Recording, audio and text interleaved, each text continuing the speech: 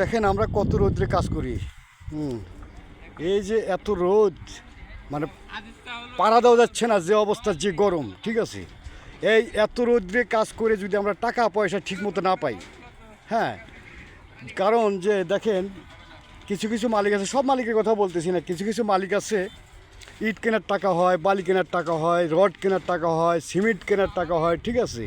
শুধু এই লেবারের টাকাটা দিতে গেলে তাদের অনেক কষ্ট হয়ে যায়, ঠিক আছে। তাহলে দেখেন আমরা যে এত কষ্ট করি, এত রৌদ্রের ভিতরে, এত রোদ, পাড়া দেওয়া যাচ্ছে না রৌদ্রের কারণে, ঠিক আছে, রৌদ্রের কারণে পাড়া দেওয়া যাচ্ছে না, তারপর আমরা কাজ করতেছি। হ্যাঁ, তো ভিডিওটা ছেড়ে দিলাম ভাই, যদি ভালো লাগে লাইক করে দিন, লাইক কমেন্ট করেন, ঠিক আছে। দেখেন কত রৌদ্রের ভিতরে আমরা কাজ করি, কত রৌদ্রের ভিতরে শ্রম দিই, ঠিক আছে। এই যে লোকগুলা যদি ঠিকমতো টাকা পয়সা না পায়, হ্যাঁ, তাহলে কী করবে আর কি। সবারই কিস্তি আছে, সবারই মানে দরকার আছে, টাকা পয়সারও দরকার আছে, টাকার দরকার, কিস্তির জন্য তো মানুষ কাজ করে, ঠিক আছে। তাহলে দেখেন কি পরিস্থিতি। হ্যাঁ, যদি টাকা পয়সা ঠিক মতো না পায় তাহলে কি অবস্থা ওদের।